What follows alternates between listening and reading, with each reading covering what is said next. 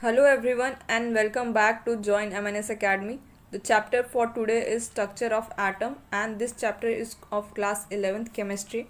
Let's start with this chapter. So यहाँ पे जो डिस्कवरीज हैं वो इम्पॉर्टेंट है, जो थ्योरीज है वो इम्पॉर्टेंट है. इस चैप्टर से कोई न्यूमेरिकल नहीं आएगा बट यहाँ से जो भी चीज़ें हैं वो फैक्चुअल क्वेश्चंस होते हैं. जैसे ये इलेक्ट्रॉन है, ये किसने डिस्कवर किया था, या प्रोटॉन, न्यूट्रॉन, या जो इससे रिलेटेड थ्योरीज हैं वो इम्पॉर्टेंट है.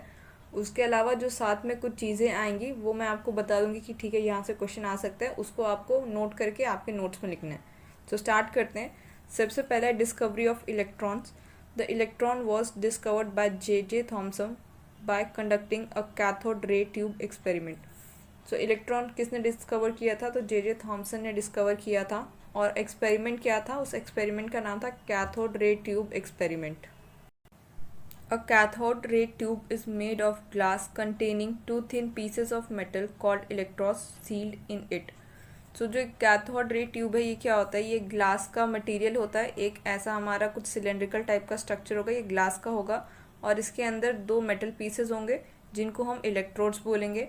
और इन दो इलेक्ट्रोड्स में से एक हमारा कैथोड होगा और एक होगा anode. The electrical discharge through the gas could be observed only at low pressure and at very high voltage. सो यहाँ पे हमने इलेक्ट्रिसिटी प्रोवाइड की थी तो उसके वजह से कुछ इलेक्ट्रिक डिस्चार्ज हुए थे. और ये जो इलेक्ट्रिक डिस्चार्ज है जब तभी किसी गैस में दिखता है जब हमारा वहाँ पर टेम्परेचर जो है, टेम्परेचर नहीं, वहाँ पे प्रेशर बहुत लो होना चाहिए एंड वोल्टेज जब बहुत हाई होगा तो ही इलेक्ट्रिक डिस्चार्ज होता है. The pressure of different gases could be adjusted by evacuation. तो जो भी हमारी जो प्रेशर है इस ट्यूब के अंदर हम उसे एडजस्ट करते हैं बाय इवैक्यूएशन. तो इवैक्यूएशन एक वैक्यूम पंप टाइप का कुछ चीज़ होती है जिसकी वजह से हम उस जो ट्यूब है हमारी उस ट्यूब के अंदर प्रेशर को मेंटेन करते हैं. When sufficiently high voltage is applied across electrode, current starts flowing through stream of particles moving in tube from negative electrode cathode to positive electrode anode. तो यहाँ पे क्या होता है, जब हम सफिशेंट वोल्टेज प्रोवाइड करते हैं या जो हाई वोल्टेज चाहिए वो उतना प्रोवाइड करते हैं इलेक्ट्रोड्स में, तो वहाँ पे करंट मूव करने लग जाता है.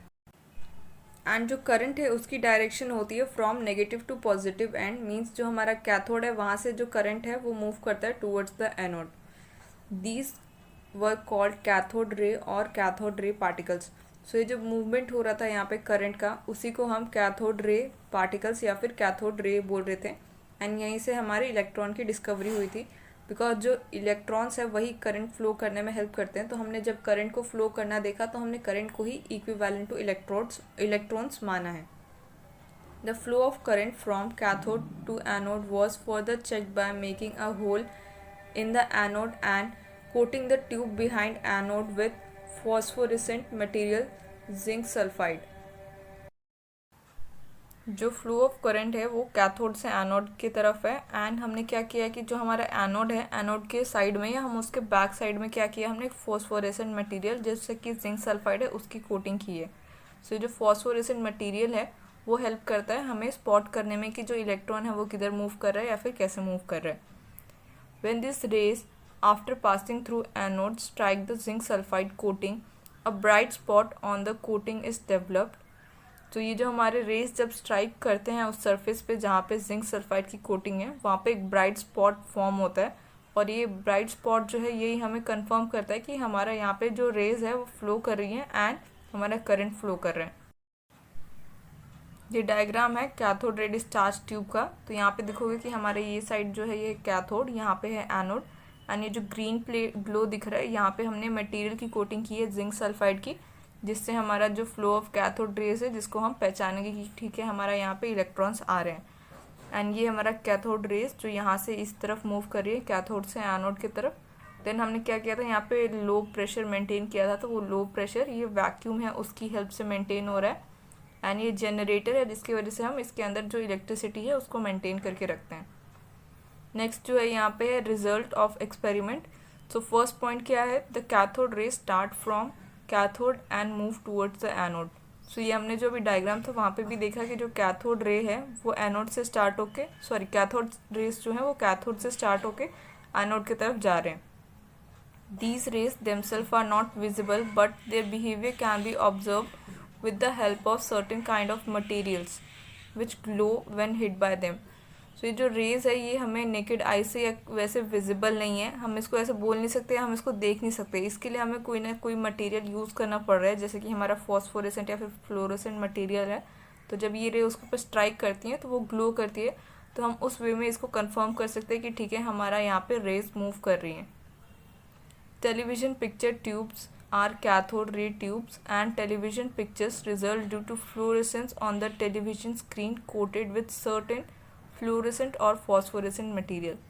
सो जो हमारी टीवीज़ हैं, टीवी की जो स्क्रीन है उसमें हमारा अगेन वहाँ पे हमारे फ्लोरोसेंट मटेरियल की कोटिंग होती है, वहाँ पे भी हमारा कैथोड रे ट्यूब्स लगी होती है उसके अंदर।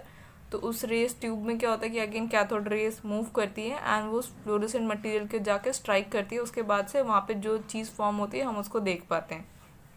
In absence of electric or magnetic field, these rays travel in straight line। अगर इलेक्ट्रिक फील्ड जो हम अप्लाई कर रहे हैं या फिर मैग्नेटिक फील्ड जो हमने वहाँ पर जनरेटर के थ्रू अप्लाई की थी, अगर वो हम अप्लाई नहीं करेंगे तो ये रेस जो हैं ये हमें हमेशा स्ट्रेट लाइन में ट्रेवल करती हुई दिखेंगी। Fourth, in the presence of electric or magnetic field, the behavior of cathode rays are similar to that expected from negatively charged particles, suggesting that the cathode ray consists of negatively charged particles called electrons। जब हमारे यहाँ पे electric या magnetic field जब present है तभी हम ये कंफर्म कर सकते हैं कि जो हमारा कैथोड रे है वो मूव कर रहा है from cathode to anode, and ये जो कैथोड से एनोड तक मूव कर रहा है वो नेगेटिवली चार्ज है, एंड वो नेगेटिवली चार्ज है इसलिए हम उसको इलेक्ट्रॉन्स बोल रहे हैं, बिकॉज जो इलेक्ट्रॉन्स होते हैं उनका ही नेगेटिव चार्ज है और वही मूव करते हैं हमारे कैथोड से एनोड की तरफ। The characteristics of cathode rays do not depend upon the material of electrodes and nature of gas present in the cathode ray tube। तो जो हमारी कैथोड रे है या जो हमारे इलेक्ट्रॉन फ्लो कर रहे हैं उस रेज के फॉर्म में, उनका जो नेचर है वो डिपेंड नहीं करता कि हमारा इलेक्ट्रोड कैसा है या फिर हमारी कौन सी गैस प्रेजेंट है, उसके ऊपर डिपेंड नहीं करता है। अगर हम वहाँ पे इलेक्ट्रिक डिस्चार्ज प्रोवाइड करेंगे तो हर बार वहाँ से इलेक्ट्रॉन रिलीज होगा एंड वो इलेक्ट्रॉन जाएगा टूवर्ड्स द एनोड। सो ये हमारा फिक्स है। The next is, thus we can conclude that electron are basic constituent of all the atoms। So इस सब जो भी हमने रिजल्ट देखे उसके बेसिस पे हम ये कंक्लूड करते हैं कि जो इलेक्ट्रॉन्स है ये बेसिक यूनिट है या फिर ये हमारे जितने भी एटम्स है सब एटम्स में हमारे इलेक्ट्रॉन्स प्रेजेंट होंगे। Next is discovery of proton and neutron. तो पहले हम डिस्कवरी ऑफ प्रोटॉन के बारे में देखेंगे। तो जो डिस्कवरी ऑफ प्रोटॉन थी वो ई गोल्डस्टीन ने की थी। देन इनका एक्सपेरिमेंट क्या था, electrical discharge carried out in the modified cathode ray tube lead to the discovery of particles carrying positive charge, also known as canal rays। तो जो हमने लास्ट अपना एक्सपेरिमेंट देखा जो कैथोड रे ट्यूब का, उसी में कुछ मॉडिफिकेशन की गई थी और उस मॉडिफिकेशन के बाद हमने इलेक्ट्रॉन्स को जैसे फाइंड आउट किया था उस प्रोसेस में इस बार हमने प्रोटॉन्स को फाइंड आउट किया था। एंड प्रोटॉन्स को जो अर्लियर नेम था वो यहाँ पे कैनाल रेज है। हमने पहले उसको जैसे इलेक्ट्रॉन को तो बाद में नेम गिवन किया गया था, लेकिन जो वो रेस आ रही थी हमने उसको कैथोड रे बोला था और प्रोटॉन के केस में हमने उसे कैनाल रेस बोला है। Electric discharge carried out in modified cathode ray tube lead to discovery of particles carrying positive charge, also known as canal rays. So वो मॉडिफिकेशन के बाद हमने देखा था कि इसमें भी अगेन हमारे कुछ रेज मूव कर रहे हैं और इस बार जो हमारे रेज हैं वो पॉजिटिवली चार्ज है एंड इस रेज को हमने कैनाल रेस नेम दिया था। The smallest and lightest positive ion was obtained from hydrogen and was called proton। So जो smallest and सबसे lightest positive ion जो मिला था हमें वो हमें हाइड्रोजन से मिला था एंड हाइड्रोजन से मिला था एंड उसी को नाम हमने दिया था proton. The next is discovery of neutron। It was discovered by Chadwick। तो न्यूट्रॉन की डिस्कवरी चैडविक ने की थी, in which he bombarded some light elements with fast moving alpha particles।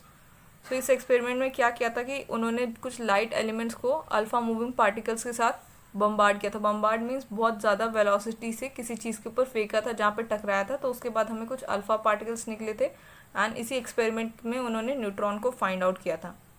He found that some new particles were emitted which carried no charge and had mass equal to that proton. तो ये experiment जब किया था तो उन्हें पता चला था कि हमारे जो एटम है, एटम के बीच में कुछ ऐसे पार्टिकल्स भी है जिनके पास कोई चार्ज नहीं है बट उनके पास मास है, और इसी को उन्होंने फिर बाद में नेम दिया था न्यूट्रॉन, बिकॉज उसके ऊपर कोई चार्ज नहीं था बट उसके पास मास था तो चार्ज वाइज वो न्यूट्रल था, इसलिए इसका नेम उन्होंने न्यूट्रल रखा था। एंड जो हमारा ये मास था वो मास इक्वल था प्रोटॉन के, ये भी उन्होंने इसी एक्सपेरिमेंट में अपने फाइंड आउट किया था। Next is atomic models of atom. तो हमारे एटम के लिए बहुत सारे मॉडल्स थे, और उसमें से एक मॉडल जो सबसे पहला था वो था जे थॉमसन का, और उसको प्लम पुडिंग मॉडल बोलते हैं। सो ये एक्सपेरिमेंट जो है ये इजी से, कभी कभी नेम से पूछ लिया जाता है कि जैसे प्लम पुडिंग मॉडल था, ये किसने गिवन किया था, या इसको किसने जस्टिफाई या इसको थ्योरी को किसने फॉर्म किया था, फॉर्मुलेट किया था, ऐसे क्वेश्चन आ सकते हैं। तो प्लम पुडिंग मॉडल जो था वो जे थॉमसन का था। तो ये थ्योरी क्या थी, इसको भी हम थोड़ा सा देख लेते एक बार। In 1904 the attempt to explain structure of atom was done by J Thomson. So ये जो हमारा स्ट्रक्चर ऑफ एटम का जो थ्योरी है ये हमें जे थॉमसन ने इन 1904 में दिया था। According to Thomson, atom is positively charge pair in which negative charge are scattered at certain places like plums in the pudding और cherries in the ice cream. So ये क्या कहा था कि हमारा जो एटम है वो पूरा पॉजिटिव चार्ज स्फीयर है, एंड जो नेगेटिव चार्ज है वो बीच में कहीं कहीं स्कैटर्ड है। तो उन्हें क्या कहा था कि ऐसा मान लो कि पुडिंग है या फिर हमारा आइसक्रीम है, और आइसक्रीम के ऊपर जैसे कहीं कहीं पे बीच में चेरीज होती हैं, उसी तरीके से हमारा पूरा जो आइसक्रीम है वो हमारा एटम है, एंड नेगेटिव चार्ज उसमें बीच बीच में चेरीज की तरह है। ये इन्होंने जो भी था अपना मॉडल दे तो दिया था, बट उसके कुछ लिमिटेशन थे। तो वो लिमिटेशन क्या थे, the reason about failure was it wasn't possible that few negative charge remain scattered in positive charge. So बाकी लोग भी एक्सपेरिमेंट कर रहे थे, तो उन्होंने क्या कहा था कि ये पॉसिबल नहीं है कि जो हमारा पॉजिटिव चार्ज है वो पूरा स्फीयर है, एंड उस स्फीयर में हमारा नेगेटिव चार्ज कहीं कहीं पे स्कैटर्ड हो, उसका भी एक प्रॉपर अरेंजमेंट होना चाहिए, वो ऐसे ही कहीं भी प्रेजेंट नहीं हो सकता। तो ये इस थ्योरी के अगेंस्ट में बोला गया था, एंड ये इसका फर्स्ट लिमिटेशन भी है। Then second is, as we know positive charge attract as we know opposite charge attract each other, so these negative charge would have been neutralized, they can't remain scattered. However, this could not be explained by Thomson, therefore the model failed. So ये हमें पता है कि जो oppositely charge हैं वो एक दूसरे को अट्रैक्ट करते हैं, तो अगर हमारा जो नेगेटिव चार्ज है वो हम कहीं पर भी स्कैटर्ड है और पॉजिटिव चार्ज हमारे स्फीयर के फॉर्म में है, तो क्या होगा कि हमारा पॉजिटिव और नेगेटिव जो है वो एक दूसरे को अट्रैक्ट कर देगा और वहाँ पे देन न्यूट्रलाइज हो जाएगा। सो ये दो इस थ्योरी के सेटबैक थे, इस वजह से ये मॉडल जो था ये फेल हो गया था। नेक्स्ट जो मॉडल था वो था Rutherford nuclear model. Rutherford and his student bombarded very thin gold foil alpha particle, Rutherford famous alpha particle scattering experiment. So जो रदरफोर्ड का एक्सपेरिमेंट है इसको अल्फा पार्टिकल स्कैटरिंग एक्सपेरिमेंट भी बोलते हैं, बिकॉज इसमें क्या किया था उन्होंने अल्फा रेज यूज़ की थी एंड गोल्ड फॉइल यूज़ किया था, और इस एक्सपेरिमेंट के बाद उन्होंने बहुत सारी इस चीज़ से जो भी इनका एक्सपेरिमेंट के रिजल्ट था उसके बेसिस पे एटम का स्ट्रक्चर कैसा होगा उसके बारे में बहुत सारी चीज़ें बताई थी। सो ये यहाँ पे उन्होंने जो यूज़ किया था कि यहाँ से अल्फ़ा पार्टिकल्स निकल रहे थे, ये यहाँ पे थिन गोल्ड फॉइल है यहाँ पे, एंड जब इसके थ्रू जब ये पास हो रहे थे तो वहाँ से जो भी हमारा इलेक्ट्रॉन और रेस जो भी जा रही थी उसके रेस के पाथ के बेसिस पे इन्होंने अपने थ्योरी के रिलेटेड जो भी आंसर थे या ऑब्जर्वेशन थे वो दिया था। A stream of high alpha particle from a radioactive source was directed at a thin foil of gold material. So इन्होंने एक रेडियो एक्टिव अल्फा पार्टिकल की रेज ली थी और थिन गोल्ड फॉइल के ऊपर इसको बम्बार्ड किया था। The thin gold foil had circular fluorescent zinc sulphide screen around it. Whenever alpha particle struck the screen a tiny flash of light was produce at the point.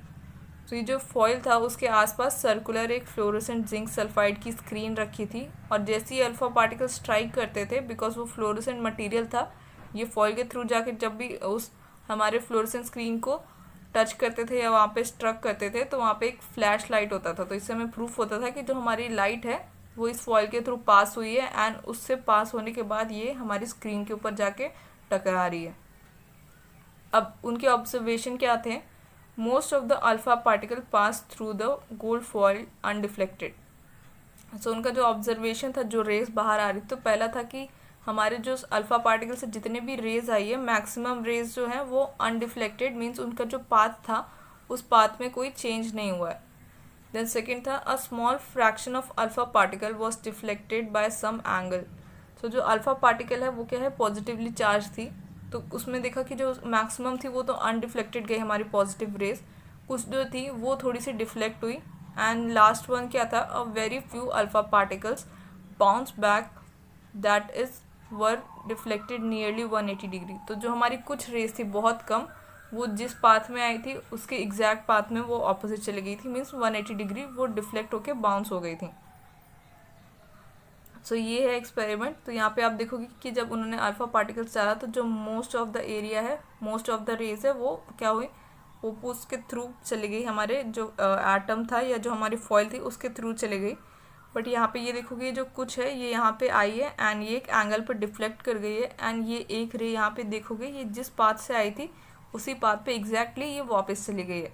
तो ये 3 observation थे उनके। On the basis of observation Rutherford drew the following conclusion regarding the structure of atom. So अब जो उनके observation थे उससे उन्होंने कंक्लूजन पे आए, एंड उस कंक्लूजन के बेसिस पे उन्होंने स्ट्रक्चर ऑफ एटम के बारे में कुछ चीज़ें बोली थी। Most of the space in the atom is empty as most of the alpha particle pass through the foil undeflected। तो ये डायग्राम में भी देखोगे कि बहुत सारी रेज जो हैं वो जो हमारा गोल्ड फॉयल है उसके थ्रू पास हो चुकी है। तो इससे उन्होंने कहा कि जो हमारा एटम है उसका जो मोस्ट ऑफ द पार्ट है वो एम्प्टी है, इसलिए जो हमारी रेज थी वो इजीली उसके थ्रू चली गई, एटम के थ्रू। देन नेक्स्ट क्या है, a few positively charge alpha particle were deflected. The deflection must be due to enormous repulsive forces showing that the positive charge of atom is not spread throughout the atom as Thomson had presumed।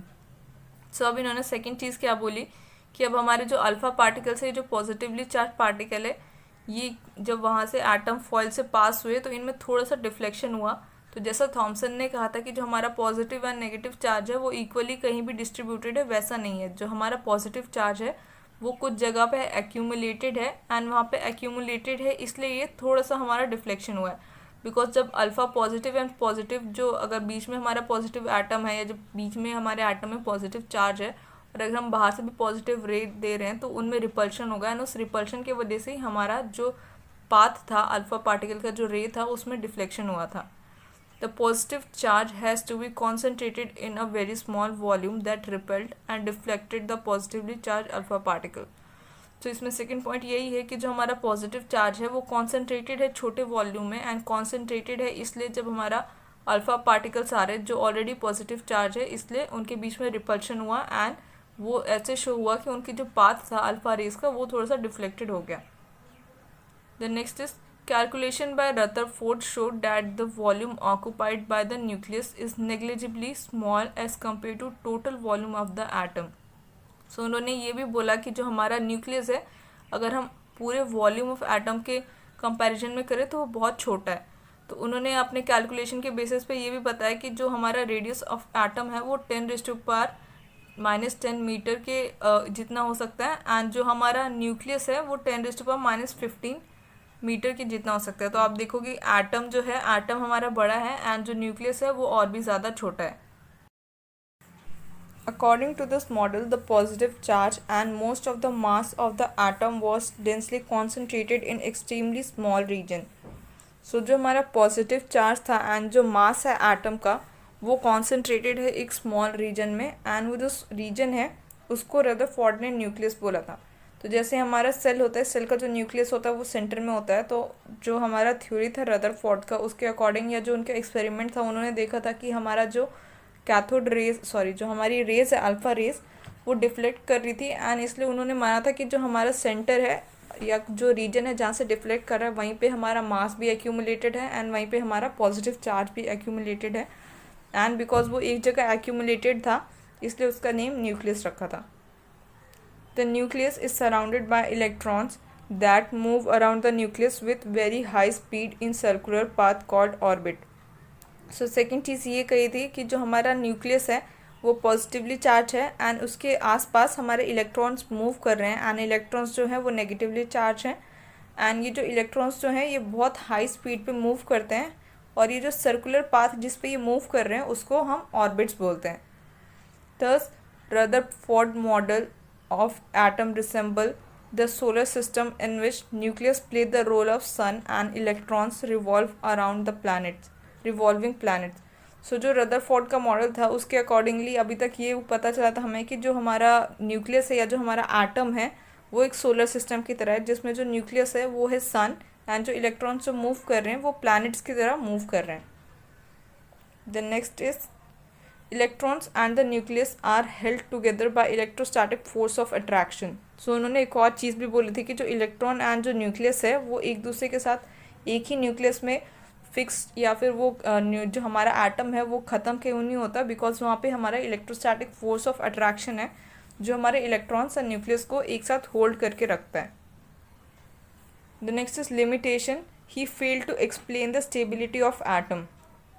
तो जो उन्होंने atom का क्या arrangement होना था उसके बारे में चीज़ें बताई थी, बट उनकी जो थ्योरी थी उसमें स्टेबिलिटी के बारे में कुछ नहीं कहा गया था, just electrostatic force of attraction बोल रहा था, बट उससे हमारी स्टेबिलिटी ऑफ एटम के बारे में पूरी चीज़ें क्लियर नहीं थी। According to electromagnetic theory, a charge particle revolving in circular path continuously emits energy and shorten its path. So अभी जो हमारे पास और थ्योरी थी, जो इलेक्ट्रोमैग्नेटिक थ्योरी थी, उसमें ये बोला गया था कि जो हमारा कोई भी चीज़ है या एक हमारा जो चार्ज है अगर वो एक सर्कुलर पाथ में मूव कर रहा है तो वो मूव करता रहेगा, तो धीरे धीरे अगर वो मूव करता रहेगा तो उसकी एनर्जी रिलीज़ होती है, एनर्जी इमिट करता है और उसके अलावा वो अपना पाथ भी शॉर्टन करता है, शॉर्टन करते करते वो न्यूक्लियस में जाके ख़त्म हो जाता है। As we know electrons are also a charge particle revolving in circular path, so they should also emit energy and shorten its path. As a result, they should finally fall into nucleus, but it doesn't happen. So ये हमारा theory जो था electromagnetic theory, उसी के basis पे बोला जा रहा है कि जो इलेक्ट्रॉन है वो चार्ज पार्टिकल है एंड वो रिवॉल्व कर रहा है एक सर्कुलर पाथ में, तो वो अगर रिवॉल्व कर रहा है तो वो रिवॉल्व करते करते अगेन वो भी एनर्जी एमिट करेगा, उसका भी पाथ शॉर्टन होगा और वो न्यूक्लियस में फॉल कर जाएगा। बट ऐसा होता नहीं है, जो हमारा इलेक्ट्रॉन है वो हमेशा मूव करते रहता है। अगर ऐसा होता तो अगर हम कुछ देर के बाद वो एक्सपेरिमेंट दोबारा करते तो वहाँ पे हमारा जो इलेक्ट्रॉन्स है वहाँ पे वो हमें पता नहीं चलता कि इलेक्ट्रॉन कहाँ है या न्यूक्लियस कहाँ है, वो चीज़ें अगेन डिसरप्ट हो जाती या फिर उनका जो पाथ है वो चेंज हो जाता। बट ऐसा नहीं हो रहा था, तो इसलिए हम एटम की स्टेबिलिटी को यहाँ पे प्रॉपर्ली समझ नहीं पाते, या फिर जो हमें रदरफोर्ड का एक्सपेरिमेंट था उसमें हमें स्टेबिलिटी ऑफ एटम के बारे में ठीक से इन्फॉर्मेशन नहीं मिली थी। Some definition were also given related to atoms. तो यहाँ पे हमने कुछ डेफिनेशंस भी पढ़नी है। तो atomic number, it is equal to the number of protons in an atom. So atomic number क्या होता है? एटॉमिक नंबर जो है वो इक्वल टू प्रोटॉन नंबर होता है। एक एटम में जितने प्रोटॉन होंगे उसी को हम एटॉमिक नंबर बोलते हैं, एंड एटॉमिक नंबर को हम Z से डिनोट करते हैं। The next is atomic mass, it is equal to the number of nucleons, or we can say sum of protons and neutrons in a nucleus of a atom. So atomic mass क्या है? atomic mass is sum of protons and neutrons, और हम इन दोनों को एक साथ मिला के जब पढ़ते हैं तो हम इसको न्यूक्लियॉन्स बोलते हैं, एंड एटॉमिक मास को A से डिनोट करते हैं। Representation of atom of an element, this is it is the method of representation of element by specifying its symbol, atomic number and atomic mass number. The rule involved in writing symbol and specifying the atomic number as subscript and mass number as superscript.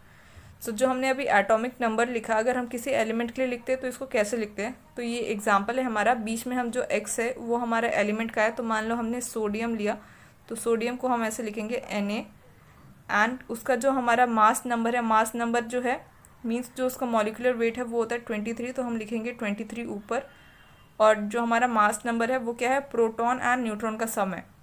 And जो atomic number है, atomic number उसका 11 है, तो हम atomic number नीचे लिखेंगे। तो ये हमारा एक मेथड है, जैसे हम जब साइंटिफिक नेम लिखते हैं तो हमें जो IUCN से जो भी गाइडलाइंस दी है कि हमें ये फॉलो करना पड़ेगा, पहले हमें स्पीसीज़ नेम लिखना है, फिर उसके बाद हमें जेनरिक नेम लिखना है, पहले हमें जेनरिक नेम लिखना है, देन स्पीसीज़ नेम लिखना है, उसको अंडरलाइन करना है। तो वैसे ही हमारा एक एलिमेंट के लिए भी यहाँ पे हमें कुछ रूल्स दिए गए हैं, उसको हमें फॉलो करना होता है। तो जब भी हम एक एलिमेंट का नेम लिखते हैं तो पहले हम उसमें बीच में उसका सिंबल लिखते हैं, देन ऊपर उसका हम मास नंबर लिखते हैं, एंड नीचे हम उसका एटॉमिक नंबर लिखते हैं। Next is isotopes, isobar, isoelectronic and isotones. So ये कुछ टर्म्स है, इससे रिलेटेड क्वेश्चन आ सकते हैं या फिर इससे एग्जाम्पल से आ सकता है कि कौन सा आइसोबार है, कौन सा आइसोटोन है, या फिर कौन सा आइसोटोप्स है। तो ये जो डेफिनेशंस हैं एंड एग्जांपल्स आपको याद रखने पड़ेंगे। सो ये डेफिनेशन पहले आप समझ लो। Isobars are the atom with same mass number but different atomic numbers. So isobar क्या होते हैं, वो ऐसे एटम्स होते हैं जिनका जो मास नंबर है वो तो सेम होता है बट उनका एटॉमिक नंबर है वो डिफरेंट होता है। तो यहाँ पे एग्जांपल है, जैसे ये आर्गन है, यहाँ पे ये पोटाशियम है एंड ये कैल्शियम है। तो तीनों का आप मास नंबर देखोगे तो 40 है बट इनके एटॉमिक नंबर डिफरेंट है। तो यही है बस आइसोबार। यहाँ पे इसका डेफिनेशन याद रखना है एंड एग्जांपल याद रखना है। ज़्यादा इसमें कुछ पढ़ने या फिर याद रखने का नहीं है, बस इसको एक बार समझ लो। एंड जो भी चीज़ है जिसका एटॉमिक नंबर सेम है, जिसका एटॉमिक नंबर सेम है बट मास नंबर डिफरेंट है, वो आइसोबार्स हैं। Next is isotopes. Atom with identical atomic number but different atomic masses are known as isotopes. अब आइसोटोप्स में क्या है, अब यहाँ पे इस बार हमारे एटॉमिक नंबर जो है वो सेम है बट एटॉमिक मास डिफरेंट है। तो एग्जांपल है हाइड्रोजन। तो हाइड्रोजन के हमारे 3 आइसोटोप्स होते हैं। तो हाइड्रोजन का जो 3 आइसोटोप है, जिसमें फर्स्ट है, तो फर्स्ट हाइड्रोजन का जो एटॉमिक मास है वो 1 है। सेकेंड है, इसको ड्यूटेरियम बोलते हैं, इसका 2 होता है। जो थर्ड है उसको ट्राइटेरियम बोलते हैं एंड इसका जो मास नंबर है वो 3 है बट तीनों के एटॉमिक नंबर्स जो हैं वो सेम है, which is 1। Next is isotones are those element which have same number of neutrons. अब ऐसे एलिमेंट जिनके अंदर सेम नंबर ऑफ न्यूट्रॉन्स होते हैं उनको हम आइसोटोन्स बोलते हैं। सो एग्जांपल यहाँ पे ऑक्सीजन, नाइट्रोजन एंड कार्बन। तो इनमें देखोगे कि हमारे जो नंबर ऑफ न्यूट्रॉन्स है वो तीनों का केस में 8 ही है।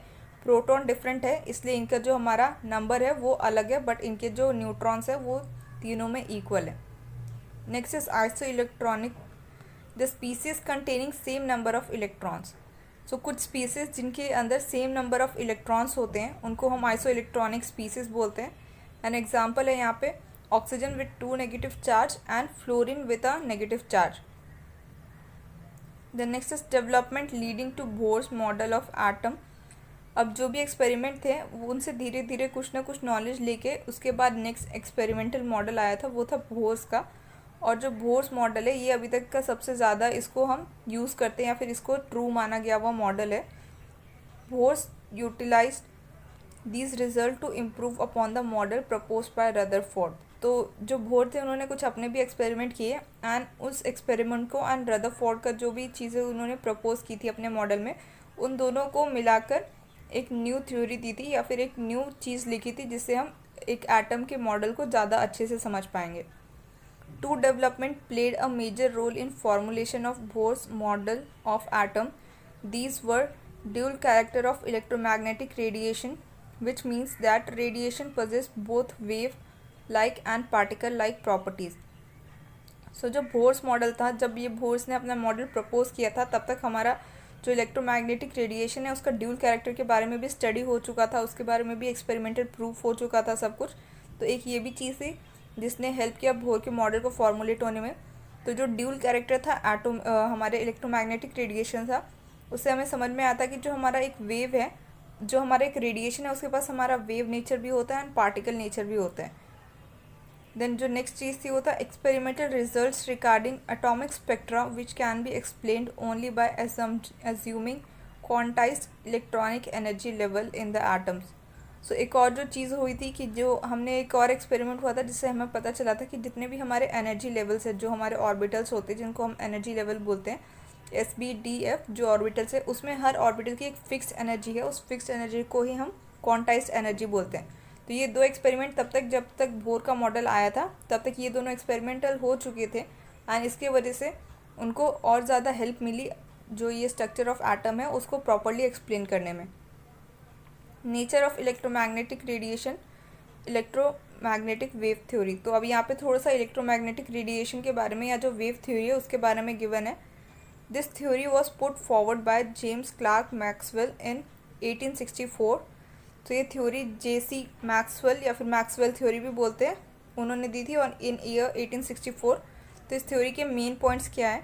The energy is emitted from any source like the heated rod और the filament of the bulb through which electric current is passed continuously in the form of radiation is called the radiant energy. So जो energy emit हो रही है किसी भी चीज़ से, जैसे कि हमारा एक बल्ब है या फिर एक रॉड है, वहाँ से एनर्जी इमिट हो रही है और वो जो एनर्जी है वो कंटिन्यूस इमिट होती है और उस एनर्जी को हम रेडिएंट एनर्जी बोलते हैं। The next is the radiation consist of electric and magnetic fields oscillating perpendicular to each other and both perpendicular to the direction of propagation of radiation. So ये हमने इलेक्ट्रोमैग्नेटिक जो हमारा physics का chapter है वहाँ पे भी पढ़ा था कि जो हमारा रेडिएशन है या जो वेव है उसमें जो हमारा मैग्नेटिक फील्ड है एंड जो इलेक्ट्रिक फील्ड है वो एक दूसरे से परपेंडिकुलर होते हैं एंड जो उसका वेव ऑफ प्रोपोगेशन होता है वैसे यहाँ पे पाथ होगा, जो हमारी रेडिएशन का पाथ होगा वो भी परपेंडिकुलर होगा मैग्नेटिक फील्ड एंड जो ऑसिलेटिंग फील्ड है उसके या इलेक्ट्रिक फील्ड है उसके परपेंडिकुलर होगा। The radiation possess wave character and travel with the velocity of light 3 × 10⁸ metre पर सेकेंड। सो जो यहाँ पे रेडिएशन है उसकी जो एनर्जी है वो इक्वल है हमारे लाइट की वेलोसिटी से, इसलिए हमारा वेव का जो वेलोसिटी है वो भी 3 × 10⁸ मीटर पर सेकेंड है। The waves do not require any material medium for propagation. For example rays from sun reach us through space which is a non material medium. So जो हमारी वेव्स है उसको हमारे तक पहुँचने के लिए कोई प्रोपोगेशन मीडियम नहीं चाहिए होता है। और एग्जांपल में यहाँ पे लिखा गया कि जो रेज़ है सन से आती है वो स्पेस से हमारे लैंड पे या फिर अर्थ पे आती है, तो स्पेस में तो वैक्यूम है, वहाँ पे कोई मटेरियल मीडियम नहीं है, तो हमारी वेव्स को प्रोपोगेट करने के लिए कोई मीडियम नहीं चाहिए होता है। The next is electromagnetic spectrum. When electromagnetic radiation are arranged in order of their increasing wavelength और decreasing frequency the complete spectrum is obtained and is called electromagnetic spectrum. So ये जो इलेक्ट्रोमैग्नेटिक स्पेक्ट्रम है ये भी हमने detail में हमारे electromagnetic waves का जो फिजिक्स में चैप्टर है वहाँ पे भी किया है। तो वहाँ पे जो हमने अरेंजमेंट देखा था जिसमें हम हमारी रेज़ को radio waves, gamma waves, ultraviolet, उन रेज़ के हम प्रॉपर्ली जो उनको अरेंजमेंट करते हैं उस अरेंजमेंट को ही हम इलेक्ट्रोमैग्नेटिक स्पेक्ट्रम बोलते हैं। The next is black body radiation. The ideal body which emits and absorb all frequency is called a black body and the radiation emitted by such body is called black body radiation. So black body क्या है? ये एक ऐसा object है या एक ऐसी चीज़ है जिसमें हम जितनी भी एनर्जी है या जितनी भी फ्रीक्वेंसी आती है उसको एब्जॉर्ब भी कर लेता है एंड उसको एमिट भी कर देता है, और जो रेडिएशन वहाँ से इमिट होती है उस रेडिएशन को हम ब्लैक बॉडी रेडिएशन बोलते हैं। The exact frequency distribution of emitted radiation from black body depends on its temperature. So जो फ्रीक्वेंसी होगी जो एमिटेड रेज की वो इस पर डिपेंड करेगी कि जो हमारी ब्लैक बॉडी है उसका टेम्परेचर क्या है। Then next is Planck's quantum theory. To explain the phenomena of black body radiation the photo electric effect Max Planck in 1900 put forward the theory of Planck quantum theory. So जो हमारा black body radiation था इसको properly explain करने के लिए photo electric effect को हमने study किया था, और ये photoelectric effect Max Planck ने डिस्कवर किया था, ये इसकी थ्योरी दी थी एंड उस थ्योरी को प्लैंक्स क्वांटम थ्योरी बोलते हैं। This theory was further extended by Einstein in 1905। तो ये प्लैंक्स क्वांटम थ्योरी है, इसमें और भी चीज़ें एक्सटेंड की गई थी या इसमें कुछ मॉडिफिकेशन ऐड किए गए थे, आइंस्टाइन ने उसको ऐड किया था इन ईयर 1905 में। The main points of theories the radiant energy emitted और absorbed in form of small pockets of energy, each such packet of energy is called quantum. So इसका फर्स्ट पॉइंट ये है कि हमारे जितने भी एनर्जी रेडिएट होती है ब्लैक बॉडी से या फिर वो जो एब्जॉर्ब होती है वो स्मॉल पैकेट्स के फॉर्म में होती है एंड इन पैकेट्स को हम क्वांटम बोलते हैं। मीन्स वो जो एनर्जी है वो फिक्स्ड अमाउंट है, उस जैसे हमारा एक पॉकेट होता है, एक पॉकेट में क्या कि उसमें फिक्स्ड है कि आप इतना ही चीज़ रख सकते हो, उससे ज़्यादा आप रखोगे तो वो गिर जाएगा। तो वैसी जो हमारी एनर्जी है जो एमिट हो रही है, जो एब्जॉर्ब हो रही है, वो पॉकेट के फॉर्म्स में होती है एंड उन पॉकेट्स को हम क्वांटम बोलते हैं। The energy of each quantum is directly proportional to the frequency of radiation. So जो एनर्जी है ईच क्वांटम की वो डायरेक्टली प्रोपोर्शनल है किसके? वो डायरेक्टली प्रोपोर्शनल है रेडिएशन की, कि जितनी रेडिएशन होगी उतना हमारा क्वांटम होगा या उतनी एनर्जी जो है वो हम एब्जॉर्ब या फिर एमिट कर पाएंगे। The proportionality constant H is known as Planck's constant and has the value of 6.626 into 10⁻⁻34 joule second. So ये हमारा थ्योरी है, ये जो हमारा यहाँ पे जो हमने बोला अभी कि जो एनर्जी है वो डायरेक्टली प्रोपोर्शनल है हमारे फ्रीक्वेंसी के, एंड ये जो H है यहाँ पे ये प्लैंक्स कांस्टेंट है बिकॉज ये जो थ्योरी है ये प्लैंक्स ने दी थी एंड ये वैल्यू है for Planck's constant. With this theory, Planck was able to explain the distribution of intensity in the radiation from black body as function of frequency or wavelength at different temperature. So इस theory से जो Planck थे उन्होंने properly सबको समझा पाए थे कि जो भी हमारी ब्लैक बॉडी का जो भी रेडिएशन है वो एमिट हो रहा है या जो एब्जॉर्ब हो रहा है वो फ्रीक्वेंसी और वेवलेंथ के ऊपर डिपेंड करता है, एंड फ्रीक्वेंसी एंड जो वेवलेंथ है वो टेम्परेचर के ऊपर डिपेंडेंट है ऑफ द मटेरियल जहाँ पे भी हम ये एक्सपेरिमेंट कर रहे हैं. The next is photoelectric effect. Hertz in 1887 discovered that when a beam of light of certain frequency strikes the surface of some metal, electrons are emitted or ejected from the metal surface. This phenomena is called photoelectric effect. So photoelectric effect में क्या है कि hertz से इन्होंने discover किया था कि अगर हम एक कोई मटेरियल ले रहे हैं और यहाँ पे हम एक किसी भी पर्टिकुलर फ्रीक्वेंसी की लाइट को स्ट्राइक कर रहे हैं, तो जब ये स्ट्राइक करता है तो यहाँ से ये कुछ इलेक्ट्रॉन्स को इमिट करता है. सो इसी प्रोसेस को ही हम फोटो इलेक्ट्रिक इफेक्ट कहते हैं. एंड ये जो सरफेस है ये सरफेस मेटल सरफेस है बिकॉज मेटल से ही इलेक्ट्रॉन रिलीज होते हैं. Observation in photo electric effect. Only photons of light of certain minimum frequency called threshold frequency can cause photo electric effect. The value of V0 is different for different metals. So हम कोई भी light डालेंगे तो ऐसा नहीं कि हमारे हर बार electrons निकलेंगे, तो वहाँ पे हमें एक फिक्स फ्रीक्वेंसी की लाइट से स्ट्राइक कराना होता है मेटल सरफेस पे, तभी हमारे इलेक्ट्रॉन्स वहाँ से निकलते हैं. एंड वो जो मिनिमम फ्रीक्वेंसी हमें चाहिए होती है जब इलेक्ट्रॉन्स इजेक्ट होना स्टार्ट होते हैं उस फ्रीक्वेंसी को थ्रेशोल्ड फ्रीक्वेंसी बोलते हैं एंड उसको डिनोट करते हैं V0 से. और हमारे जितने भी डिफरेंट मेटल्स है, डिफरेंट मेटल्स के लिए जो हमारा थ्रेशोल्ड फ्रीक्वेंसी है या जो V0 है वो हर मेटल के लिए अलग है.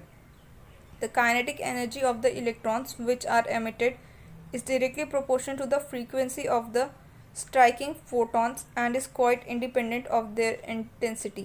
So जो हमारे इलेक्ट्रॉन सब निकलेंगे तो उनके पास कोई ना कोई काइनेटिक एनर्जी होगी, और वो जो काइनेटिक एनर्जी है वो डायरेक्टली प्रोपोर्शनल है फ्रीक्वेंसी के, कि हम कितनी लाइट से उसको स्ट्राइक कर रहे हैं उतनी एनर्जी हमारे उस इलेक्ट्रॉन के पास होगी, उतनी काइनेटिक एनर्जी हमारे उस इलेक्ट्रॉन के पास होगी जो उस मेटल सरफेस से निकला है.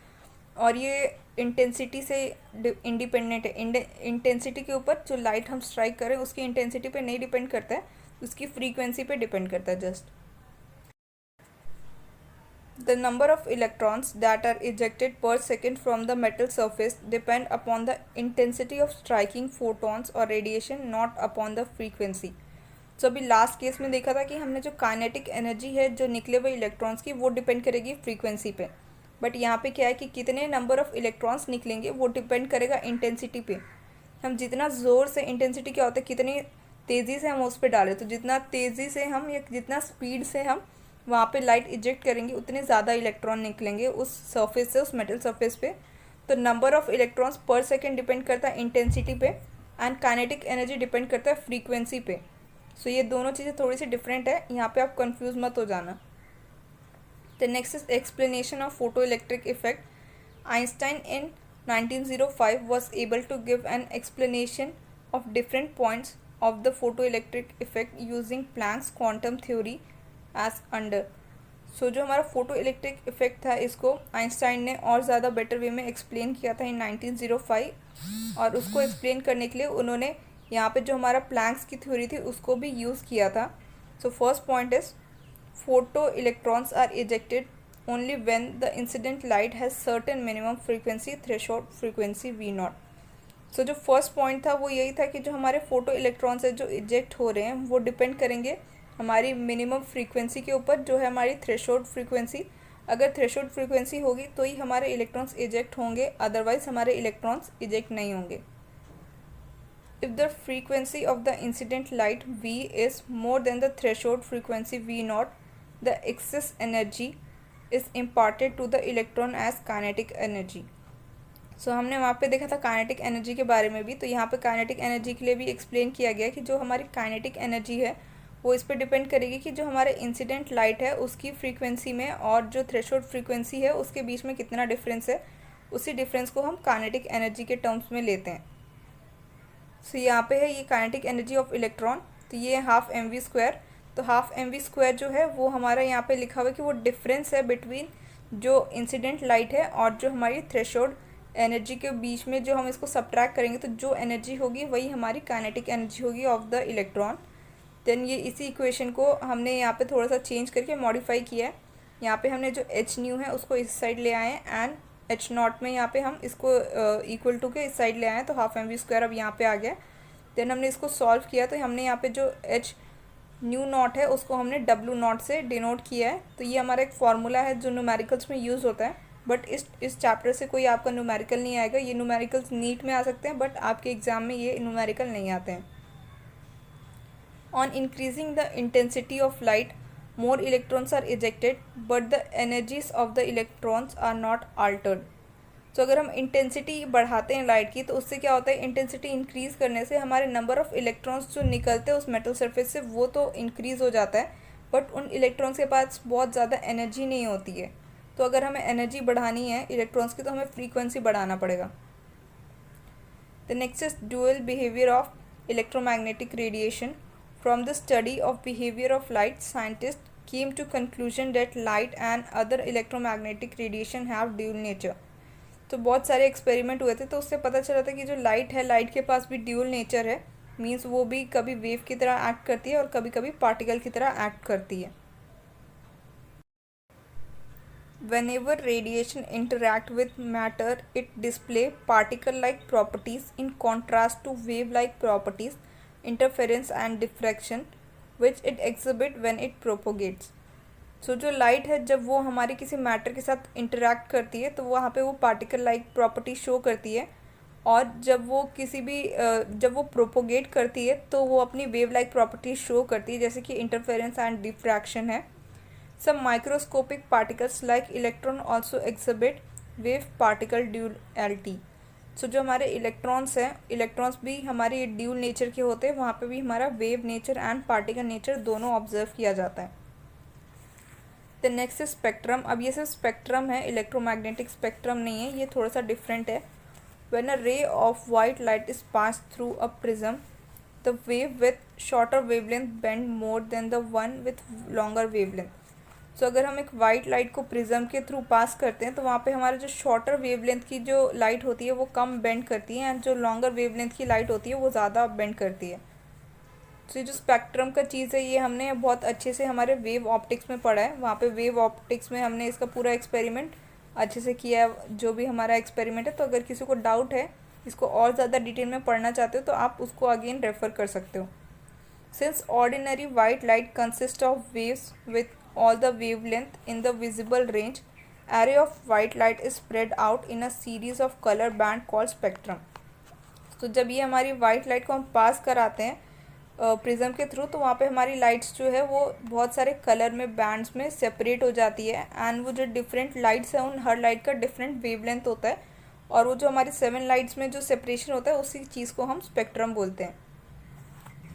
The light of red color, which has longest wavelength, is deviated least, while violet light has the shortest wavelength and is deviated most। तो जो रेड लाइट है उसका वेवलेंथ जो है वो सबसे ज़्यादा है, और वेवलेंथ ज़्यादा है इसलिए वो लीस्ट डेविएट होती है, एंड जो वॉयलेट लाइट है उसका शॉर्टेस्ट वेवलेंथ है एंड वो सबसे ज़्यादा डेविएट होती है। The next is continuous spectrum. When a ray of light is analysed by passing through prism, it is observed that it splits up into 7 different white bands of color from violet to red। so अब क्या है कि अब continuous spectrum है, इसमें कुछ थोड़ा सा डिफरेंस है, इसको हम देखेंगे क्या है। यहाँ पे क्या है कि ये फर्स्ट चीज़ जो हमने पहले स्पेक्ट्रम में देखी वही पॉइंट है कि जब हमने लाइट को पास किया प्रिज्म के थ्रू वाइट लाइट को तो वो 7 डिफरेंट कलर्स के बैंड में सेपरेट हो जाता है। These colours are so continuous that each of them merge into next, hence the spectrum is called continuous spectrum. So हम ये जो स्पेक्ट्रम है उसी को कंटिन्यूस स्पेक्ट्रम बोलते हैं, बिकॉज जो हमारी 7 लाइट्स है, जो 7 कलर में जब ये बैंड्स में डिफरेंट होता है तो ये जो बैंड्स है ये एक दूसरे के बहुत क्लोज होते हैं। ऐसा लगता है कि ये जो बैंड्स है 7 ये एक दूसरे में ही मर्ज्ड है, इसलिए इस टाइप के स्पेक्ट्रम को हम कंटिन्यूस स्पेक्ट्रम बोलते हैं। The next is emission spectrum. Emission spectrum is noticed when the radiation emitted from the source are passed through a prism and then received on photographic plate। So emission spectra है ये कहाँ observe होता है, तो जब हम एक light जो है उसको एमिट करते हैं प्रिज्म के थ्रू एक फोटोग्राफिक प्लेट पे। तो जो फोटोग्राफिक प्लेट पे हमें जो स्पेक्ट्रा फॉर्म होता है उसको हम एमिशन स्पेक्ट्रा बोलते हैं। Radiation can be emitted in number of ways such as from sun और glowing electric bulb, by passing electric discharge through a gas at low pressure, by heating a substance at high pressure. तो ये हमारे पास different methods है जहाँ से हम radiation को emit कर सकते हैं। तो रेडिएशन एमिटेड कहाँ कहाँ से होती है, तो सन से, बल्ब से, जहाँ से भी हमें ग्लोइंग चीज़ होती है या फिर हीट रिलीज हो रही है वहाँ पे हमारा रेडिएशन एमिट होता है। The next is line spectra. When the vapors of some volatile substance are allowed to fall on flame of Bunsen burner and then analyzed with the help of spectroscope. So line spectra अगर हमें observe करना है तो हम क्या करते हैं कि पहले हम एक वोलेटाइल सब्सटेंस लेते हैं। एंड वोलेटाइल सब्सटेंस क्या होता है, जो इजीली इवापोरेट हो जाता है एंड उसका बॉइलिंग पॉइंट बहुत कम होता है। तो जब ये वेपर्स बंसन बर्नर पे जाते हैं एंड जो वहाँ पे चेंजेस होते हैं, जो भी चीज़ ऑब्जर्व की जाती है, वो एक स्पेक्ट्रोस्कोप, ये हमारा एक इंस्ट्रूमेंट है, उसके से हम इसकी ऑब्जर्वेशन देखते हैं। Some specific coloured lines appear on the photographic plate which are different for the different substance. So वहाँ पे भी अगर अगेन हमारे डिफरेंट बैंड्स या फिर लाइन ऑब्जर्व होते हैं एंड जो जैसा मटेरियल होगा उस मटेरियल के अकॉर्डिंगली हमारे डिफरेंट टाइप की लाइंस फॉर्म होती है। For example salt or its salt emit yellow light, while potassium or its salt emit violet light. अगर हम जो सॉल्ट है, सोडियम है, उस सोडियम को अगर हम उसको वोलेटाइल सब्सटेंस के साथ मिक्स करके अगर हम उसको बंसन बर्नर में चेक करते हैं और स्पेक्ट्रोस्कोपिक ऑब्जर्वेशन देखते हैं तो वहाँ पे हमें येलो लाइट ऑब्जर्व होती है। और पोटेशियम के साथ अगर हम यही एक्सपेरिमेंट करते हैं तो वायलेट लाइट होती है। तो इससे हमें ये कंफर्म होता है कि जो हमारी वहाँ पे लाइट्स फॉर्म हो रही है, जो हमारा लाइन फॉर्म हो रहा है स्पेक्ट्रा, वो हमारा डिपेंड करता है मटेरियल के ऊपर। जैसा मटेरियल होगा वैसे टाइप की हमारी लाइन या फिर कलर बैंड फॉर्म होगा। Then next is absorption spectra. When white light is pass through the vapours of substance and transmitted light is then allowed to strike a prism, dark lines appear in the otherwise continuous spectrum. So अगर एक white light है उसको हम पास करते किसी भी substance के vapour में एंड देन जो वहाँ से उस वेपर से पास होने के बाद जो लाइट आती है हम उसको प्रिज्म के ऊपर डालते हैं एंड फिर उस लाइट को हम चेक करते हैं कोई भी वहाँ पे स्क्रीन लगा के। तो जो वहाँ पे चीज़ फॉर्म होती है या जो लाइन फॉर्म होगा वो कंटिन्यूस तो होता है, बट हम इसको एब्जॉर्प्शन स्पेक्ट्रा बोलते हैं बिकॉज यहाँ पे हमने उस लाइट को पहले वेपर के थ्रू लेके गए हैं, देन उसके बाद हमने उसको प्रिज्म से स्ट्राइक कराया, फिर उसके बाद इसने बहुत सारे स्ट्राइक किए हैं, इसलिए यहाँ पे हम इसको एब्जॉर्प्शन स्पेक्ट्रा बोलते हैं। The dark lines indicate that the radiation corresponding to them are absorbed by the substance when the white light, the spectrum is called absorption spectra. So जो यहाँ पे डार्क लाइंस दिखती हैं वो ये इंडिकेट करती है कि जो रेडिएशन यहाँ से निकली है वो जब हमने वाइट लाइट वहाँ पे फॉर्म, जो वाइट लाइट के थ्रू ये मूव हुआ था वहाँ पे एब्जॉर्ब हुई थी, इसलिए यहाँ पे हमें डार्क लाइन दिखी है। अगर ये एब्जॉर्ब नहीं होती तो हमें यहाँ पे भी कलर बैंड दिखते हैं, तो इसलिए हम इसको एब्जॉर्प्शन स्पेक्ट्रा बोलते हैं। Dark lines appear exactly at the same position where lines of emission spectra were appear. अब हमने क्या किया, यहाँ पे एब्जॉर्प्शन करा दिया। अगर हम यहाँ पे एब्जॉर्प्शन नहीं कराते तो यहाँ पे हमारा जैसे एमिशन स्पेक्ट्रा में कलरफुल लाइन्स दिखी थी वैसी ही दिखती, बट बिकॉज ऑफ एब्जॉर्प्शन यहाँ पे हमें डार्क लाइन्स दिखती हैं। The next is line spectra of hydrogen. When electric discharge is passed through hydrogen gas enclosed in discharge tube under low pressure and the emitted light is analyzed by spectroscope, the spectrum consists of large number of lines which were grouped into different series. So ये जो line spectra है ये hydrogen के साथ किया गया था। तो इसमें क्या गया था कि जो हाइड्रोजन था उसको हाइड्रोजन गैस यूज़ की थी और वहाँ पे इलेक्ट्रिक डिस्चार्ज किया गया था, और जो भी वहाँ से लाइट एमिट हुई थी उसको हमने स्पेक्ट्रोस्कोप से ऑब्जर्व किया था। तो यहाँ पे जो भी लाइंस फॉर्म हुई थी उसको हमने डिफरेंट ग्रुप्स में डिवाइड किया है। The complete spectra of hydrogen is known as hydrogen spectrum. तो ये जो हाइड्रोजन का कंप्लीट स्पेक्ट्रम है उसको हम हाइड्रोजन स्पेक्ट्रम बोलते हैं बिकॉज यहाँ पे हमने एक गैस को यूज़ करके स्पेक्ट्रम फॉर्म किया है और वो गैस हाइड्रोजन थी, इसलिए इसको हाइड्रोजन स्पेक्ट्रम बोल रहे हैं। द नेक्स्ट इज़ यहाँ पे बोर्स एटॉमिक मॉडल। जो बोर का मॉडल था वो उसमें बहुत सारी चीज़ें आ गई थी, और अब यहाँ पे रियल जो उसका मॉडल है क्या है उसके बारे में है। और ये जो मॉडल है ये 1913 में पूरी तरह से इसको हमने लिखा था या उन्होंने जो भी इसके पॉइंट्स थे उसको मेंशन किया था। इससे पहले बहुत सारे एक्सपेरिमेंट हुए, उन सब का जो भी इंफॉर्मेशन था उसको गैदर करके बाद में इन्होंने अपने मॉडल को प्रपोज किया है। तो इसके मेन पॉइंट्स क्या है? इन an atom the electrons revolve around the nucleus in certain definite circular path orbits. So first point तो ये हमने पहले भी देखा था कि जो भी हमारे इलेक्ट्रॉन्स हैं वो हमारे न्यूक्लियस के अराउंड घूमते हैं और एक फिक्स पाथ में घूमते हैं, जिनको हम ऑर्बिट्स बोलते हैं। The orbits is associated with definite energy and therefore these are known as energy levels or energy shell. These are numbered as 1 2 3 4 और KLMN. सो हमने अभी देखा था कि जो हमारी एनर्जी है वो क्वांटाइज्ड फॉर्म में होती है, तो ये उसी से निकाला गया है कि जो हमारे ऑर्बिट्स हैं उन ऑर्बिट्स के पास डेफिनेट एनर्जी है, और इन एनर्जी लेवल्स को, और जो ये डेफिनेट एनर्जी है इनको हमने डिफरेंट लेवल्स या फिर शेल्स में डिवाइड किया है, जिसको हम 1 2 3 4 या फिर KLMN से डिनोट करते हैं। Only those energy orbit are permitted for the electron in which angular momentum of the electron in whole number is multiple of 2 by h by 2 pi. So ये जो हमारे एनर्जी लेवल्स हैं ये हमारे orbit में ही permitted हैं, and जो यहाँ पे एंगुलर मोमेंटम है वो मल्टीपल होता है h/2 का। The angular momentum of electron MVR is equal to NH/2 n is equal to 1 2 3 4 ETC। तो ये हमारा एंगुलर मोमेंटम है अगर एक इलेक्ट्रॉन का है, अगर वो मूव करे तो उसका एंगुलर मोमेंटम क्या होगा?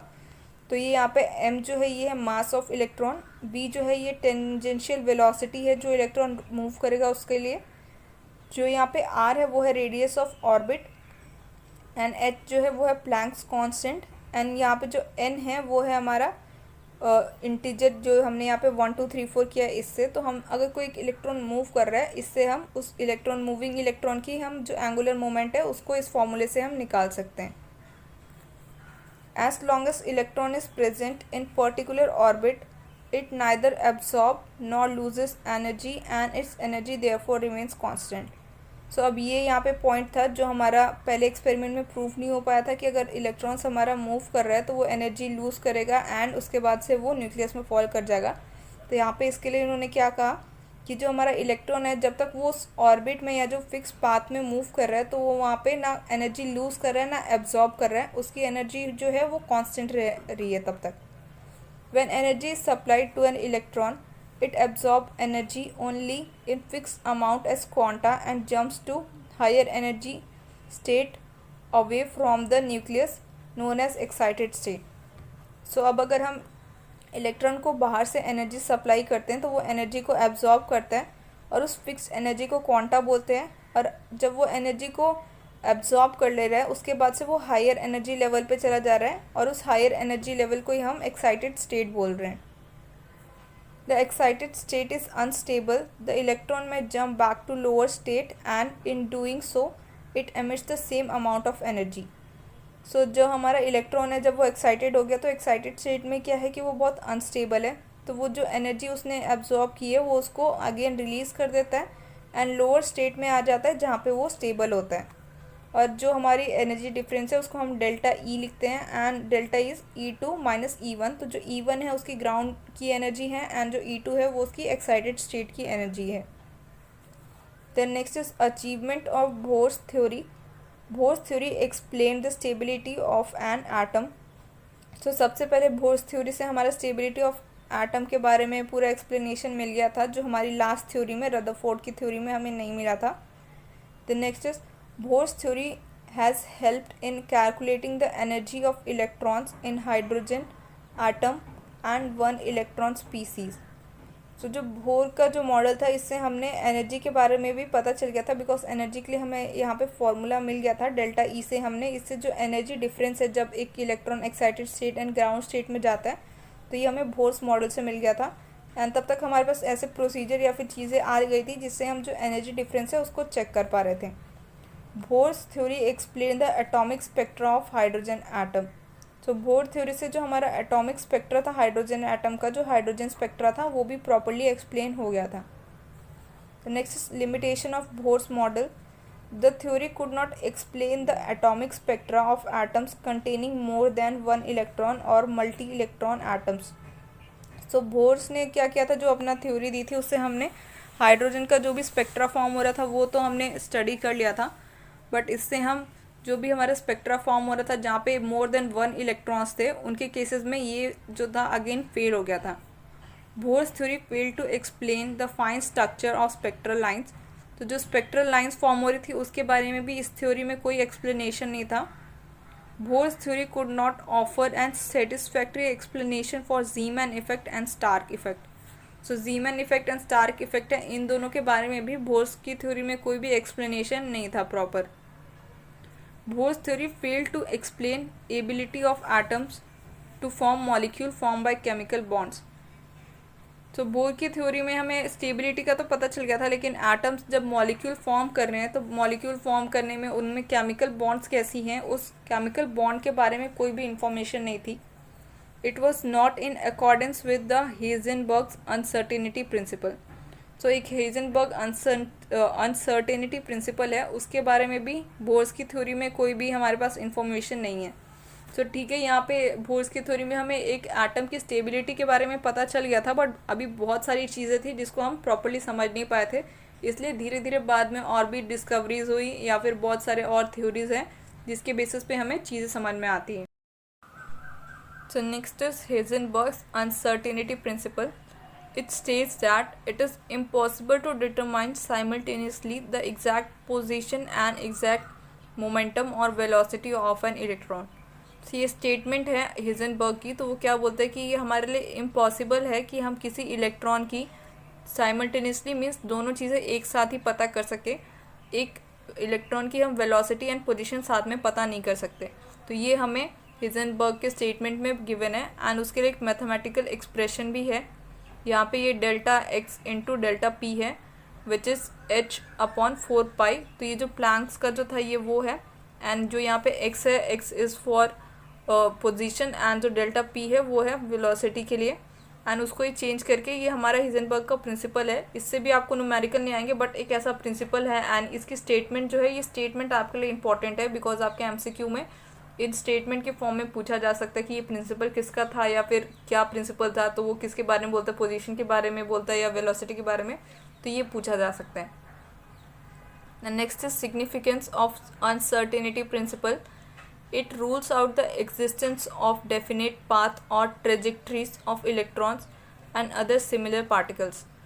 So अब इस जब इन्होंने ये प्रिंसिपल दिया या जो स्टेटमेंट दी, इसके बेसिस पे जो हम डेफिनेट पाथ या जो हम ऑर्बिट्स की बात कर रहे थे अब वो एग्जिस्ट नहीं करते, बिकॉज अगर वो एग्जिस्ट करते तो हम उसकी वेलोसिटी और जो उसका पोजीशन है वो दोनों सेम टाइम पे हम पता कर सकते थे, बट अब इस प्रिंसिपल के बेसिस पे वो चीज़ जो है वो अगेन यहाँ पे रिजेक्ट हो रही है। The effect of Heisenberg's uncertainty principle is significant only for microscopic objects and is negligible for macroscopic objects. So ये जो प्रिंसिपल है ये हमारा अगेन जो एक हमारे माइक्रोस्कोपिक ऑब्जेक्ट्स है, इलेक्ट्रॉन्स वगैरह केसेस में हो सकता है, बट मैक्रोस्कोपिक ऑब्जेक्ट जैसे कि हमने इस जो हमारी थ्योरीज थी इसको हम सन एंड प्लैनेट्स के साथ भी देख रहे थे, तो वो बिकॉज मैक्रोस्कोपिक ऑब्जेक्ट हैं तो वहाँ पे हम कोई भी हमारी जो चीज़ है उसका पोजीशन एंड उसका वेलोसिटी फाइंड आउट कर सकते हैं, बट जो माइक्रोस्कोपिक ऑब्जेक्ट है हम वहाँ पे फाइंड आउट नहीं कर सकते हैं। The next is reason for failures of Bohr model. The wave character of electron is not considered in Bohr model. तो वेव कैरेक्टर जो था लाइट का, जैसे इंटरफेरेंस एंड डिफ्रैक्शन जो हो रहा था वो बोर्स के मॉडल में नहीं था, इसलिए बोर्स मॉडल फेल हो गया था। द नेक्स्ट क्या है, according to Bohr model, an orbit is a clearly defined path, and this path can completely be defined only if both position and velocity of an electron are known exactly at same time. So जो bore ने कहा था कि जो हमारे path है या जो ऑर्बिट है वो डिफाइंड प्लेसेस हैं, और अगर वो डिफाइंड प्लेसेस थे तो हमें जो पोजीशन एंड वेलोसिटी थी इलेक्ट्रॉन की वो हमें साथ में पता चल जानी चाहिए थी, बट ये हमारे लिए पॉसिबल नहीं हो पा रहा था, इसलिए ये अगेन सेकेंड फेलियर था for Bohr's model. The next is quantum mechanical model of atom. Quantum mechanics. Quantum mechanics is the theoretical science that deals with the study of motion of microscopic objects that have both observable wave-like and particle-like properties. So next जो है ये quantum mechanics. इसमें क्या करते हैं कि हम सिर्फ theoretical studies करते हैं रिगार्डिंग जो भी हमारे atoms है या छोटे छोटे microscopic objects हैं, एंड यहाँ पे हम wave like and particle like जो नेचर है वो दोनों को हम स्टडी करते हैं in quantum mechanics. Important feature of quantum mechanical model of an atom. So अब यहाँ पे अगेन हमारा नेक्स्ट मॉडल है जिसको हम क्वांटम मैकेनिकल मॉडल बोल रहे हैं। तो इसका फर्स्ट पॉइंट है the energy of electron in an atom is quantized i.e. Can only have certain values. So first point ये है कि जो भी हमारे एटम्स है या जो इलेक्ट्रॉन्स है उस एटम में उसके पास एक फिक्स्ड एनर्जी है और उस जो एनर्जी है उसका एक फिक्स्ड वैल्यू है, इसलिए हम एनर्जी को क्वांटाइज्ड बोल रहे हैं। The next is the existence of quantized electronic energy level is direct result of wave like properties of electrons. So जो इसमें क्वांटाइज्ड नेचर है जो हमारे इलेक्ट्रॉन्स के पास है कि क्वांटाइज्ड एनर्जी होगी, ये वेव लाइक प्रॉपर्टी शो करती है एक इलेक्ट्रॉन की।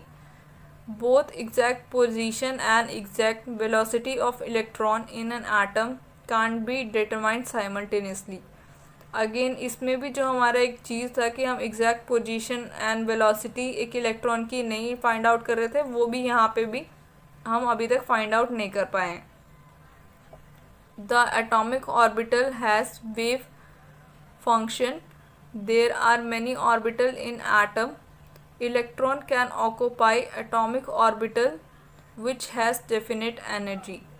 सो यहाँ पे एटॉमिक ऑर्बिटल थे एंड एटॉमिक ऑर्बिटल का वेव फंक्शन था जिसको हम इस साइन से डिनोट कर रहे हैं। एंड ये जो ऑर्बिटल्स हैं ये हमारे एक एटम के अंदर बहुत सारे हैं एंड जो इलेक्ट्रॉन्स है वो इन ऑर्बिटल में रहते हैं और उनकी एनर्जी डेफिनेट है। An orbital can not have more than 2 electrons. The orbital are filled in increasing order of energy. All information about the electron in an atom is stored in orbit wave function। So अब जो हमारा एक orbit है उसमें सिर्फ 2 ही electrons रह सकते हैं एंड ये जो ऑर्बिट है इनका भी हमें जब फिल करते हैं या जो इनका ऑर्डर ऑफ एनर्जी है वो भी हमारे पास फिक्स्ड है, हम उसी ऑर्डर में हर बार फॉलो करेंगे और जो भी इंफॉर्मेशन रिगार्डिंग इलेक्ट्रॉन है उसको हम वेव फंक्शन या ऑर्बिटल वेव फंक्शन की वे में डिनोट करते हैं। The probability of finding electron at a point within an atom is proportional to the square of orbital wave function at that point। So अगर हमें एक इलेक्ट्रॉन को find out करना है एक एटम में तो वो किसके साथ प्रोपोर्शनल है? एक ऑर्बिटल की फाइंडिंग जो है एक एटम में वो डायरेक्टली प्रोपोर्शनल है स्क्वायर ऑफ वेव पॉइंट से।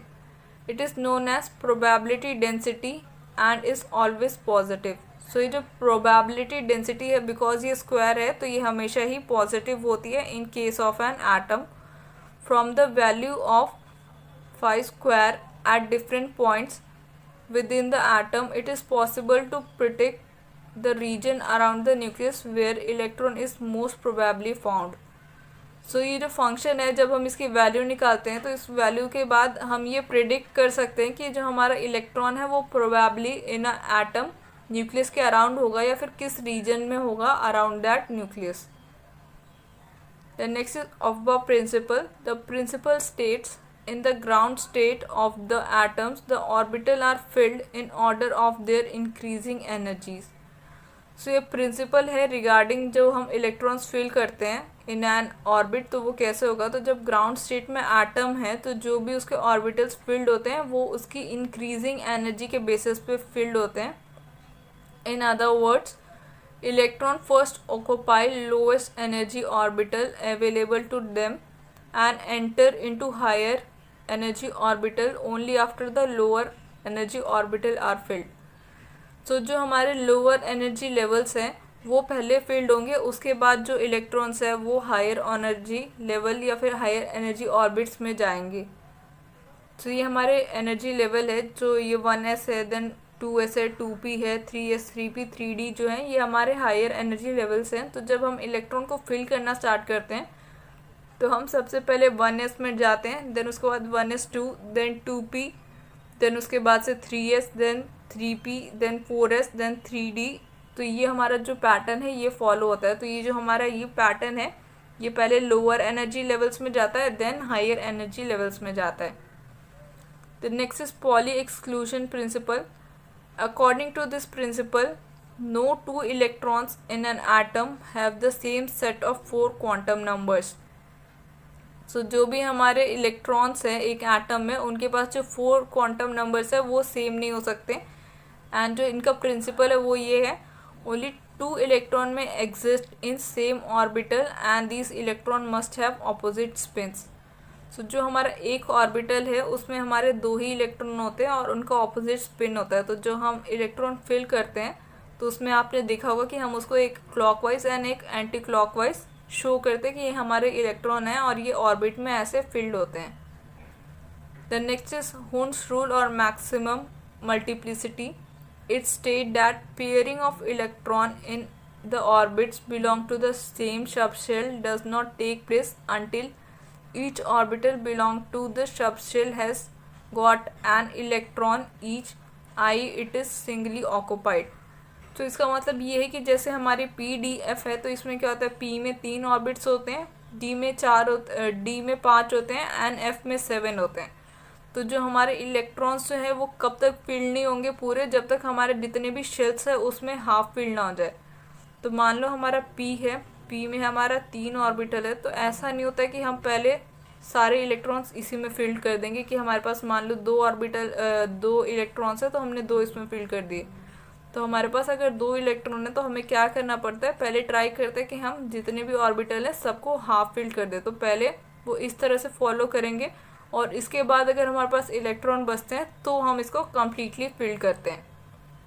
तो ये जो छोटे छोटे रूल्स है ये इंपॉर्टेंट है, इसको भी आपको अच्छे से याद रखना है. यहाँ से हो सकता है आपको अगेन MCQ के फॉर्म में कोई क्वेश्चंस आ जाए.